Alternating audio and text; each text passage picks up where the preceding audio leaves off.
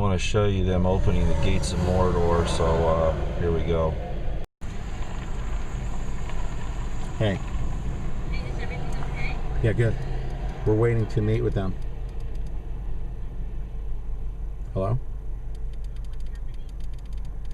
I'm with Lieutenant Colonel Potter. We're waiting to meet with them.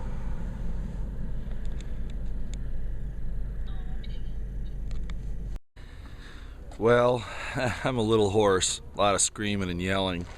This will take me a few days to get my voice back. Today is April 13th, Sunday at sunrise. And I just wanted to give a little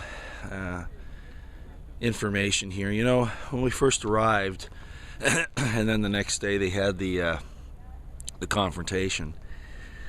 You know, I've heard a lot of the ladies saying, you know, we don't want guns here. We don't want them. But as it turned out, it was just as the forefathers of this great nation stated. The Second Amendment is what protects all of the other rights in the end. I want to give some thanks to all the militia members that showed up. They showed a degree of professionalism and dedication that was absolutely superb. As a matter of fact, the militia showed discipline, restraint, professionalism, but also determination. They were better trained and tactically more proficient than the BLM officers. Fact. When you compare the actions of the BLM that day with the confrontation over here by the bridge, when they tased Ammon Bundy, when you see how they treated young kids, beat them up, and of course Davy Bundy, the day he was just merely taking pictures of his cattle from the road, and they tased and they beat him. Those are not police officers. Those are military, or they think they are. They are an army that is occupying our nation. And I basically mean the entire federal police force at this point. All of DHS, these guys in BLM. And we know, you know, last year that they obtained billions of rounds of ammunition, all of these different agencies, got all these armored vehicles, all these fancy weapons, all these nice new brand new vehicles with your taxpayer money to be turned back on you. That's what really occurred here.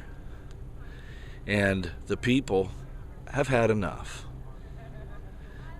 Not just the militia, but in the standoff down at the corrals yesterday, at the federal compound, federal fortress, they thought. And it kind of looks like Mordor. I showed you the pictures of the trucks there at the front, how they open and close to that area. They learned their tactics, I think, from the evil of Mordor. But it was amazing to me that our guys knew what to do. The militia set the example on how to react, how to act. They had their plans, they knew the dangers, they knew their strengths, and they acted accordingly. The BLM, on the other hand, intimidation, big talk like the bark of a loud dog. Not that they couldn't do damage, because they could, but they are not the gods that they think they are. The American people are the final arbiters of the law, not the government. So we're going to talk a little bit about that with Brand Thornton. I think he had a really good spot to be able to discuss this. Sorry, these little gnats around here that come out just before the sun gets really hot. But I wanted to say those few things. Basically, the folks that went down there to the corrals were extremely brave, to the compound were extremely brave. It could have gone very bad for them. A lot of people could have gotten hurt or killed. But the fact of the matter is that the government would have taken extremely heavy losses. Extremely heavy losses. And we were committed to imposing those losses on them if they hurt any of our people again. Not for any criminal conduct of what's right and wrong, but from definitions of legality.